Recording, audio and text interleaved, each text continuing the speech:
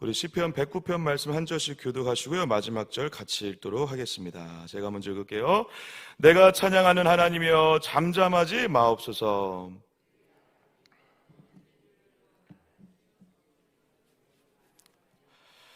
또 미워하는 말로 나를 두르고 까닭없이 나를 공격하였습니다. 나는 사랑하나 그들은 도리어 나를 대적하니 기도할 뿐이라. 그들이 악으로 나의 선을 갚으며 미워함으로 나의 사랑을 갚아 싸우니 악인이 그를 다스리게 하시며 사탄이 그의 오른쪽에 서게 하소서.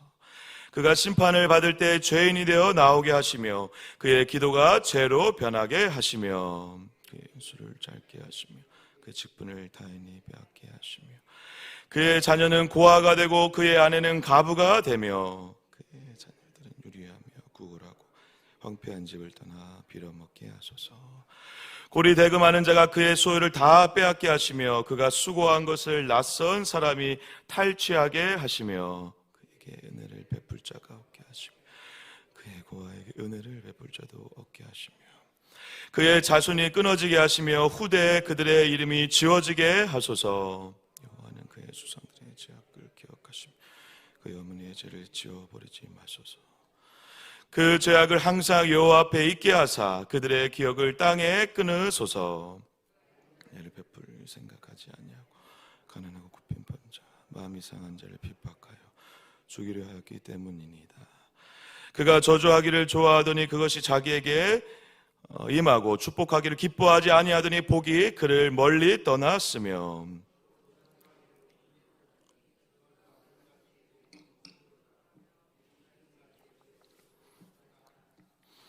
저주가 그에게는 입는 옷 같고 항상 띠는 띠와 같게 하소서. 지식들이 곧 내 영혼을 대적하여 악담하는 자들이 여호와께 받는 보응이니이다. 그러나 주 여호와여 주의 이름으로 말미암아 나를 선대하소서. 주의 인자하심이 선하시오니 나를 건지소서. 당합니다. 나는 석양 그림자같이 지나가고 또 메뚜기같이 불려가오며 내 무릎이 흔들리고 내 우체는 수척하오며 나는 또 그들의 비방거리라. 그들이 나를 보면 머리를 흔드나이다.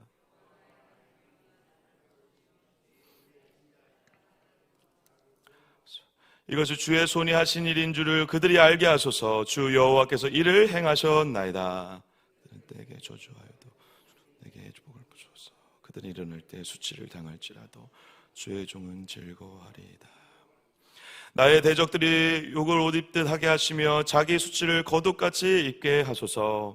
내가 입으로 여호와께 크게 감사하며 많은 사람 중에 찬송. 같이요. 그가 궁핍한 자의 오른쪽에 서사 그의 영혼을 심판하라는 자들에게서 구원하실 것이미로다. 아멘. 할렐루야. 이 새벽에 또 주의 전으로 달려나와 우리 하나님의 얼굴을 만나기 위해 사모하는 나오신 여러분 한 분 한 분 가운데 성령의 임재와 기름 부음으로 충만한 복된 시간 되기를 주님의 이름으로 간절히 축복합니다. 오직 예수로, 오직 성령으로, 오직 말씀으로 충만한 하루 되시기를 주님의 이름으로 간절히 축복합니다. 주님께서 우리를 대신해서 앞장서 싸우시고 승리하시는 복된 날 될 줄 믿습니다. 우리의 마음 가운데 이 확신으로 사시면 오늘 이미 승리하는 날이 될 것이라 생각됩니다. 오늘 우리 기도를 통해 말씀을 통해 그리고 여러분들의 심령 가운데 있는 모든 것들을 쏟아내는 시간을 통해서 우리에게 승리를 주시는 하나님을 온전히 믿음으로 고백하시는 귀한 시간 되실 줄 믿습니다. 우리 시편 109편 말씀 가지고 함께 나누고자 합니다. 지금 이제 107편부터요, 제5권이 이제 시작됐는데요. 시편의 이제 마지막 권이죠.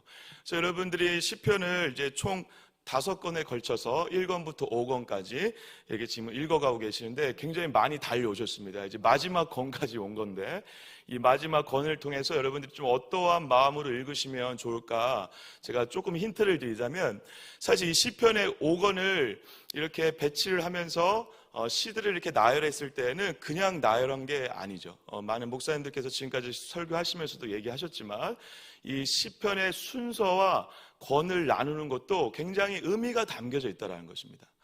그래서 여러분들이 시편 이렇게 5권으로 나눈 것을 어디에서 힌트를 좀 얻었냐라고 생각하시면 좋으냐면 모세오경과 비슷한 어떠한 개념으로 나열을 했다라고 이해하시면 좋아요. 그래서 쉽게 얘기해 모세오경이 지금 어떠한 성경인지 아시죠? 창세기, 출애굽기, 레위기, 민수기, 신명기 이런 순서로 되어 있잖아요. 시편 이 5권이 1, 2, 3, 4, 5권이 그러한 창세기부터 신명기의 어떠한 건수들과 책들과 연결되어 있는 비슷한 어떤 흐름과 구조 가운데 배치가 되어 있다는 것이죠. 그러니까 제 5권은 그럼 뭐와 관련되어 있을까요, 여러분? 네, 신명기랑 관련되어 있죠. 네. 근데 신명기가 어떤 성경이죠, 여러분? 광야를 경험하지 못했던 이스라엘 백성들, 제2세대들에게 이미 하나님께서 다 말씀하셨죠, 사실. 다 말씀하셨고, 그리고 이스라엘 백성들에게 약속하셨던 그 모든 것들을 다시 반복했던 것이죠. 왜죠? 이 신명기를 통해서 모세가 마지막 설교를 통해서 광야 2세대들에게 너네들이 들었지만 들었지 못한 말씀들, 너네들의 부모들이 들었지만 너네들이 실질적으로 들었지 못했던 말씀들과 율법들, 하나님의 약속들을 다시 한번 확정하면서 절대 잊지 말고 이 말씀을 붙잡고 살라라는 의미로 신명기를 줬다라는 것입니다. 그리고 그 신명기 말씀대로 실제로 이루어지죠. 가나안 땅을 정복하게 되고 그 땅에서 하나님의 나라를 실제로 이루게 되죠. 그리고 그 이루는 그 나라에서 이렇게 살라라고 하는 하나님의 약속과 마음과 구구절절한 하나님의 사랑이 담겨져 있는 책이 신명기의 책이었죠. 그래서 여러분 시편 이 5권의 말씀들은요, 이 마지막 시편의 대미를 장식하는 것뿐만 아니라 하나님께서 우리에게 주시는 약속의 말씀대로 가득 차 있다는 것입니다. 그리고 하나님이 우리에게 주시는 하나님의 나라에 대한 소망과 기대로 가득 차 있다는 것입니다. 그래서 여러분 시편 107편부터 150편까지는요 하나님을 찬양하고 하나님의 나라를 소망하고 기대하는 고백들이 많이 있어요. 그래서 여러분 할렐루야 시로 알려져 있는, 할렐루야로 시작해서 할렐루야로 끝나는 할렐루야 시들이 여기에 이제 집중되어 나오는 이유가 하나님을 높이는 찬양, 하나님의 나라를 높이는 찬양, 하나님의 나라를 기대하는 찬양으로 가득 차 있기 때문에 그런 시들이 많이 나오고 있다는 것입니다. 그래서 여러분 이 시편 이 5권 107편부터 150편까지를 읽어가시면 여러분 그러한 것들을 찾아가면서 그러한 것들을 고백하시면서 읽으시면 굉장히 큰 도움이 될 거라 생각되어집니다. 하나님을 찬양하고 이제 다시 오실 하나님의 나라, 그리고 그 나라의 진짜 통치자이신 누구? 메시아 그리스도를 기다리는 마음으로 기대하고 소망했던 것처럼 여러분들의 이 시편의 이 고백들이 여러분들의 마음에 다시 오실 예수 그리스도를 기다리고 소망하는 마음으로 찬양하시고 기뻐하시고 높이시는 믿음의 고백이 되시기를 주님의 이름으로 간절히 축복합니다.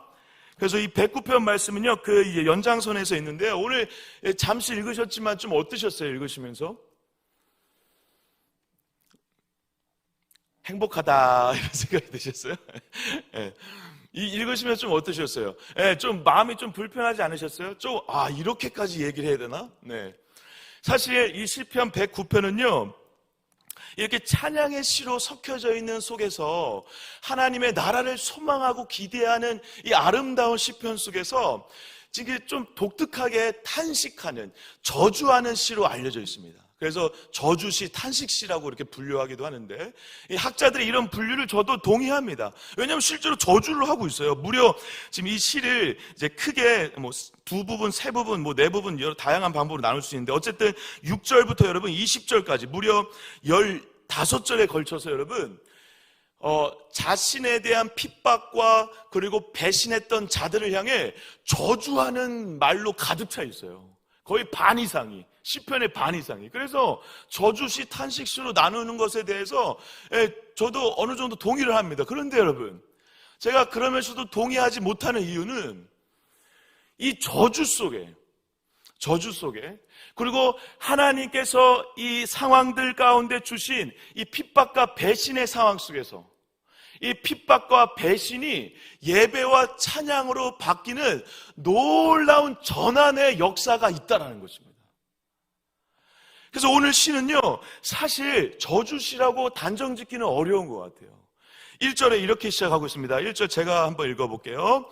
내가 찬양하는 하나님이여 잠잠하지 마옵소서. 이 시인의 저자의 구구절절한 어떤 마음이 느껴지죠. 그런데 여러분 하나님을 어떻게 얘기하고 있죠 여러분? 그냥 하나님이여 라고 부르지 않고 어떻게 얘기하고 있죠 여러분? 내가 찬양하는 하나님이여 라고 얘기하고 예, 내가 감사하는 하나님이여라고도 얘기할 수 있어요. 나를 구원하는 하나님이라고 얘기할 수도 있어요. 예, 나를 사랑하시는 하나님이여라고 외칠 수도 있다고요. 그런데 여러분, 배신과 핍박으로 그래서 가장 고통스러운 상황 가운데 있었던 이 시인의 저자가 다윗인데요. 그 다윗이 그 정말 어둠과 같은 그 상황 가운데 있는 가운데에서도 그 첫 마디를 뭐라고 시작하고 있습니까, 여러분? 내가 찬양하는 하나님이여 라고 하며 하나님을 부르고 있다는 것입니다. 예배의 시작이죠. 예, 놀라운 것이죠. 여러분, 다윗이 실제로 많은 핍박과 배신을 당하죠. 사울뿐만 아니라 왕이 되어서는 이 시가 구체적으로 언제 쓰여지는지 우리가 알 수 없지만 대략적으로 왕이 된 이후에 아들 압살롬에 의해서 반역에 의해서 배신을 당했을 때 그때라고 우리가 추측을 하고 있긴 하지만 어쨌든 수많은 배신을 당하죠. 자기와 동거동락하고 사랑했던 사람들이, 제자들이, 신하들이, 아들들이 배신을 하고 있어요. 공격을 당하고 있다고요. 핍박을 당하고 있다고요. 그 핍박과 고난을 당하는 상황 가운데 배반과 핍박 속에서 그 배신과 핍박이 그냥 배신과 핍박으로 끝나는 것이 아니라 다윗에게는 찬양과 예배로 전환되고 있다는 것입니다.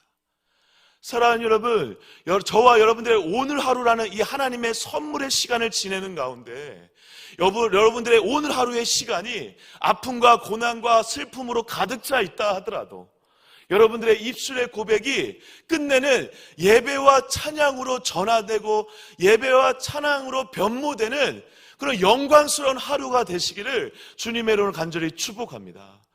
그것이 믿음을 가진 자의 고백이죠. 배신과 핍박으로 둘러싸여 있다 하더라도 여러분들의 입술의 첫 번째 고백, 그래도 나는 하나님을 찬양하리라, 그래도 나는 하나님을 다시 하나님으로 고백하리라 라고 하는 믿음의 고백으로 나아가시는 저와 여러분 되시길 간절히 축복합니다. 그러면서 내가 찬양하는 하나님이여 어떻게 하지 마시라고요? 잠잠하지 마옵소서.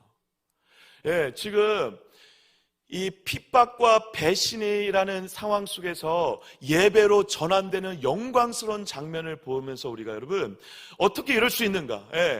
여러분, 그래서 이것이 가장 정말 저는 어떻게 보면 가장 아름다운 찬양시이자 예배시라고 보여지거든요. 그리고 실제로 여러분 이 시편을 시작하는 이 서두에 보면 파란색으로 이런 글씨로 적혀 있는 걸 보실 수 있는데요. 표제가 뭐죠? 표제가 다윗의 시인데 인도자를 따라 부르는 노래래요. 이건 어떠한 의미가 있죠? 이것이 수많은 백성들과 함께 하나님을 예배하고 찬양할 때 실제로 쓰였던 시라는 것입니다. 하나님을 예배할 때 인도자를 따라 모두가 같이 부른 거예요. 내가 찬양하는 하나님이여 잠잠하지 마옵소서 라고 하며 수많은 이 저주의 고백들도 같이 다 불렀다라는 것이죠. 배신과 핍박이라는 고통 가운데 있는 것이 아니라 오히려 그것이 예배와 찬양으로 바뀌는 놀라운 이 전환의 역사를 이 시인의 고백을 통해서 우리가 알 수 있을 뿐만 아니라 이것이 어떻게 가능한지를 이 시를 통해 우리가 힌트를 얻을 수 있다는 것입니다. 어떻게 가능할까요? 잠잠하지 마옵소서라고는 이 고백을 통해, 이 시작을 통해 잘 보세요. 4절까지 한번 제가 내리 읽어보겠습니다. 2절입니다. 그들이 악한 입과 거짓된 입을 열어 나를 치며 속이는 혀로 내게 말하며 또 미워하는 말로 나를 두르고 까닭없이 나를 공격하였습니다. 나는 사랑하나 그들은 도리어 나를 대적하니 나는 기도할 뿐이다. 사랑하는 여러분, 물론 너무 힘들면 기도가 안 나오죠. 그렇지만 저와 여러분들의 고통과 아픔이 약재료가 돼서 누군가의 어떠한 공격 가운데, 상처 가운데 있는 우리가 그 모든 슬픔과 아픔이 오히려 약이 되어 예배가 되고 찬양이 되는 비결은 하나님께 기도할 때 전환의 역사가 일어난다는 것입니다. 하나님께 그 모든 것을 아뢰일 때 시작될 수 있다는 것입니다. 그래서 기도의 자리가 귀한 것이죠. 물론 기도의 자리가 예배당에 나오는 것을 그것을 포함하는 모든 기도의 자리를 얘기하는 거겠죠. 하나님을 만나는 그 시간, 기도하는 그 시간을 통해서 하나님께 모든 걸 아뢰일 때 뭐가 일어난다고요, 여러분? 배신과 핍박과 상처가 찬양과 예배로 바뀌는 역사가 있다는 것입니다. 자, 보세요, 여러분. 지금 이제 다윗이 이제부터 저주를 하기 시작해요. 저주 다 한 다음에 이제 마지막 절 먼저 잠깐 읽어볼까요? 마지막 절 30절 31절 한번 같이 한번 읽겠습니다. 30절 31절 시작. 내가 입으로 여호와께 크게 감사하며 많은 사람 중에서 찬송하리니 그가 궁핍한 자의 오른쪽에 서사 그의 영혼을 심판하는 자들에게서 구원하실 것이로다. 아멘. 예, 내가 찬양하는 하나님이여 라고 시작했던 이 다윗의 이 아름다운 고백이 마지막에 하나님을 이제 최고로 높이는 찬양으로 맞춰주고 있다는 것입니다. 저주로 끝나지 않고 하나님을 찬양하는 것으로 마무리되고 있다는 것이죠. 너무 아름다운 고백이죠. 근데 이것이 왜 가능하냐? 그것을 우리가 이제 이 저주하는 것을 통해서 이 저주 속에서 우리가 힌트를 얻을 수 있는데요. 여러분 6절부터 20절까지 이 저주의 내용을 다 읽지는 않겠습니다. 그런데 여러분 정말 너무 심한 말들도 사실 있어요. 막 자식들을 저주하면서 자식들도 잘못되게 해야 된다, 막 그렇게 얘기하기도 하고요. 그 자손들을 끊어서 후대에 그 자손들의 이름도 다 없어져야 된다, 그렇게 얘기도 하고요. 그리고 14절 15절에 이렇게도 써 있네요. 여호와는 그의 조상들의 죄악을 기억하시며 그의 어머니의 죄를 지워버리지 마시고 그 죄악을 항상 여호와 앞에 있게 하사 그들의 기억을 땅에서 끊으소서. 여기서 이제 그들의 기억이라는 단어는요, 그들의 어떤 기억 자체를 얘기하는 것이 아니라 좀 원어적으로는 이름의 의미가 있거든요. 이름? 여러분, 그 히브리인들의 이름의 의미 가운데는 그 사람의 인격과 존재를 의미하는데 그 사람의 인격과 존재도 어떻게 해달라는 것입니까? 없애버려 달라는 거예요. 쉽게 얘기하면 죽여달라는 거예요. 죽여달라고. 여러분, 이렇게 기도하시는 은혜가 있기를 축복합니다. 지금 다윗이 근데 이렇게 기도하고 있는 거예요. 그런데 여러분, 이 저주를 잘 보세요. 저주의 끝에 이렇게 끝나고 있어요. 20절 우리 같이 한번 읽겠습니다. 20절 같이 읽겠습니다. 시작. 이는 나의 대적들이 곧 내 영혼을 대적하여 악담하는 자들이 여호와께 받는 보응이니이다. 할렐루야. 사랑하는 여러분, 여러분들도 누군가를 굉장히 미워하거나 내가 받는 고통 때문에 그 사람을 막 이렇게 부정적으로 얘기하신 적이 아마 한두 번은 있으실 것 같아요. 저는 있어요. 많죠. 네. 근데 여러분, 막 저주를 해요. 그 사람 하나님 어떻게 그럴 수 있습니까? 그 사람 가다가 다리 몽둥이라도 부러지게 해주십시오. 막 그러면서 저주해요. 그런데 여러분, 저주 기도 다 해보신 분들 아시겠지만 저주를 하다가 어떠한 이 하나님 안에서 심령의 변화가 일어나죠? 그 사람 진짜 죽었으면 좋겠다 하고 딱 일어나세요? 저는 장담하건대 여기 계신 모든 믿는 분들은 저주하다가 일어나시는 분은 한 사람도 없을 거예요. 대부분 저주하다가 어떠한 은혜와 어떠한 발견과 어떠한 종착점으로 가게 되냐면 저주를 막 퍼붓고 있는데 그 사람이 국률하게 느껴지거나 반대로 저주를 퍼붓고 있는데 저주를 퍼붓고 있는 그와 내가 똑같이 저주 받을 자라는 걸 발견하게 되죠. 다윗이 지금 20절에 이렇게 마치고 있는 게 굉장히 중요한 전환인데요. 저주를 막 퍼부었어요. 저주 기도를 실제로 한 거죠. 막 이 인생에 대해서 비난하고 비판하고 죽게 해달라고 막 했는데 그것이 내가 할 게 아니라 그것이 나의 주권 가운데 있는 것이 아니라 그것이 내 일이 아니라 누구의 것이라고 고백하고 있습니까, 여러분? 하나님께 있다라는 것입니다. 하나님께. 다시 얘기하면 하나님께 그 모든 것이 있을 뿐 아니라 하나님께서 하나님의 공의와 정의로 이루실 거라고 하는 믿음의 고백을 하고 있다는 거예요.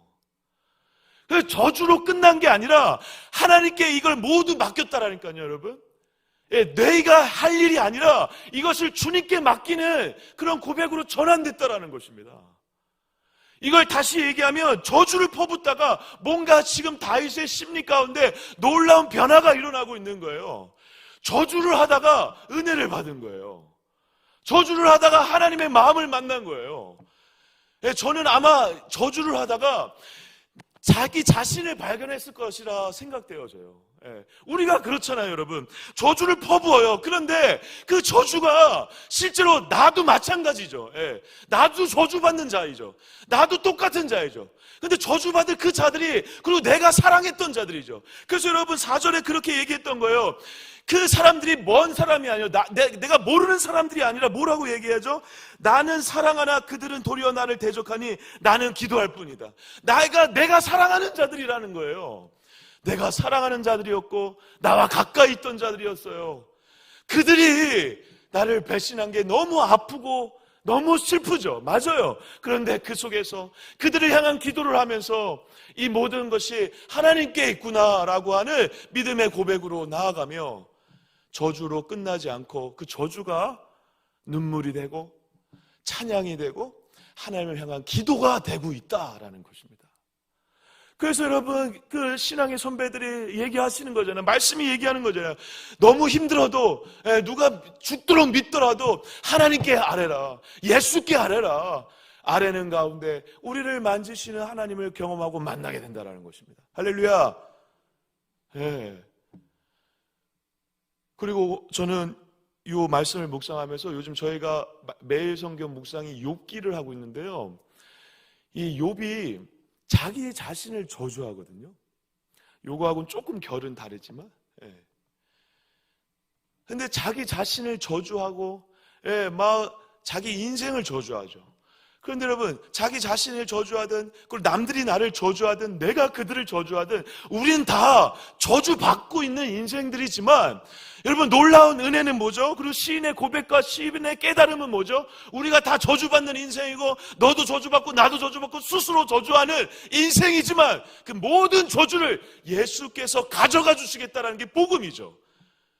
그리고 주님이 가져가신 그 저주로 우리는 저주받는 인생으로 끝나는 것이 아니라 예수의 생명과 복을 누리는 자가 되었다라는 것이 복음이죠. 그 복음으로 우리가 이 자리에 있는 줄 믿습니다. 그래서 다윗이 놀랍게 그 복음과 같은 놀라운 고백을 28절에서 하는 거예요. 28절 읽고 마무리하겠습니다. 28절 큰 소리로 읽겠습니다. 시작. 그들은 내게 저주하여도 주는 내게 복을 주소서. 그들은 일어날 때 수치를 당할지라도 주의 종은 즐거워하리이다. 할렐루야. 할렐루야. 누가 나를 저주하고, 내가 나를 저주하고, 세상이 서로를 저주하더라도 잊지 마시라는 거예요. 그 저주 속에서 하나님은 복을 주신다라는 것입니다. 예수라는 복을 실제로 주셨죠. 그리고 그 예수는 그 복을 주시기 위해 우리의 모든 저주와 죽음을 가져가 주시고 우리에게 영원한 생명을 주신 영원한 예수 그리스도 구원자이신 줄 믿습니다. 여러분들의 안에는 그러한 자부심이 있으셔야 돼요. 나는 저주받는 인생이 아니야. 그 어르신들이 우리 토속 신앙 때문에 막 그런 얘기 많이 하죠. 우리 집안은 저주가 많이 흘러. 우리 집안은 이상하게 다 뭐가 안 돼. 여러분, 예수님의 이름으로 다 그런 생각 물러냈잖아. 할렐루야. 그런 게 어디 있어요? 그런 게 어디 있어요? 나는 저주받은 그런 게 어디 있어요, 여러분? 주님이 그 저주까지 다 가져가셔. 이 십자가에서 죽으심으로 저주받는 인생이 아니라 하나님의 은총과 사랑을 받는 인생으로 영원한 생명을 누리는 자로 부름받은 자인 줄 믿습니다. 그래서 저는 이 시인의 28절의 고백과 29절의 고백을 넘어 아까 우리가 읽었던 30절, 31절의 고백이 오늘 우리의 고백이 되어야 될 줄 믿습니다. 내가 입으로 여호와께 크게 감사하며 많은 사람 중에 찬송하리니, 배신과 핍박 속에서도 하나님을 찬양한다는 거예요. 찬송하리니 그가 궁핍한 자의 어디에 있다고 여러분? 오른쪽에 서서 그의 영혼을 심판하는 자들에게서 어떻게 하신다? 구원하실 것입니다. 할렐루야. 예수를 통해서 우리를 구원하신 그 약속 그대로, 이 말씀 그대로 이루신 우리 하나님, 우리 하나님을 오늘 마음껏 높이시고 찬양하시는 복된 날 되시길 주님의 이름으로 간절히 축복합니다. 근데 여러분, 제가 요 말씀만 드리고 이제 마무리할게요. 제가 이거는 제 개인 묵상인데요, 제가 31절을 읽다가 약간 좀 뭉클했어요. 왜냐하면 보세요. 그가 궁핍, 다 아시는 내용인데, 그가 궁핍한 자의 오른쪽에서, 그럼 궁핍한 자는 우리를 얘기하는 거죠. 각자를 얘기하는 거죠. 다윗을 얘기하는 거죠. 근데 궁핍한 자의 오른쪽에 누가 있어요, 여러분? 하나님이 있죠. 다윗의 믿음의 너무 아름다운 이유는 정말 그런 믿음은 아무나 생기는 게 아니라 내 오른쪽에 늘 누가 있다라고 생각하며 살았어요. 하나님이 있다라고 생각하고 살았어요. 할렐루야. 여러분들의 오른쪽에 누가 있다라고 생각하고 사시라고요? 하나님. 예. 오른손 손 잡아보세요.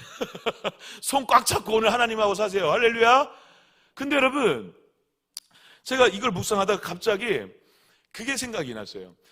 보좌 오른편, 하나님의 오른편에 누가 계시죠?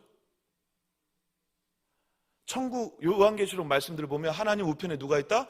예수 그리스도, 자기 아들이 심판주로 앉아 계시잖아요. 그래서 제가 그거를 연결해서 생각해 보니까 이런 생각이 들었어요. 내 오른쪽엔 하나님이 있고 그 오른쪽엔 누가 있어요? 예수님. 여러분, 오른쪽은 힘과 능력과 권능을 상징하거든요. 근데 오른쪽에 하나님이 있고 예수님이 있어요. 그 시작은 누구예요? 말이 안 그 시작이라고 얘기하니까 또 되게 막 거부감 느끼시죠? 내가 무슨 권능의 시작이야. 근데 여러분, 저는 이게 어떻게 느껴졌냐면, 오른쪽에 힘 있는 하나님과 또 오른쪽에 예수 그리스도가 누굴 위해 존재하는 거예요, 여러분? 나를 위해 존재하는, 나를. 사랑하는 여러분, 저와 여러분들의 인생이 어떠하냐는 정말 중요하지 않습니다. 저와 여러분들의 존재 이유와 그리고 존재의 의미는 오른편에 계신 두 분 하나님과 예수 그리스도가 나를 위해 존재한다는, 나를 영원부터 영원까지 책임져 주시고 권능의 오른팔로 지켜주시겠다라고 하는, 이 세상에서 누구와도 바꿀 수 없는 하나님의 자녀라는 사실을 잊지 않고 사는 것이 우리의 존재의 의미인 줄 믿습니다. 우리의 오른편에, 그리고 또 그 오른편에 우리 하나님 예수 그리스도가 있으세요. 기도하겠습니다. 하나님, 오늘 우리의 삶 가운데 많은 핍박과 고난이 있습니다. 수많은 사람들의 공격도 있고 배신도 있고, 또 그들을 바라보면서 우리의 마음 가운데 저주하고 싶은 마음도 꿈틀꿈틀 거리는 것이 사실입니다. 하나님, 그렇지만 오늘 인생을 살아가며 우리가 이 다윗의 고백을 잊지 않게 하여 주시옵소서. 찬양으로 시작하고 찬양으로 끝났던 오늘 하루의 삶이, 다윗의 삶이 우리의 삶이 되게 하여 주시고, 저주에서 끝나지 않고 끝내 모든 저주를 가지고 가신 예수 그리스도로 인하여 하나님을 찬양하는, 나의 오른편에 계신 하나님과 동행하는 복된 날 될 수 있도록 붙잡아 주시옵소서. 우리 사랑하는 성도님들 기도 제목들마다 응답하여 주시고, 우리 동강교회를 불쌍히 여겨주시고, 돌아오는 주일날 이제 2차 본투표가 있는데 임직선거 가운데 간섭하여 주셔서 하나님의 뜻이 이루어지고 하나님의 사람들이 세워지는 은혜의 시간들 되게 하여 주시옵소서. 우리 수험생들 끝까지 붙잡아 주시고 잘 감당하게 하여 주시고, 믿음의 사람들로 준비되는 복된 시간들 될 수 있도록 은혜 베풀어 주시옵소서. 이렇게 우리 각자 가지고 나신 기도 제목 다 우리 교회를 위해서, 우리 나라 민족을 위해서 기도하고 돌아가겠습니다. 우리 주여 한번 외치고 기도합니다.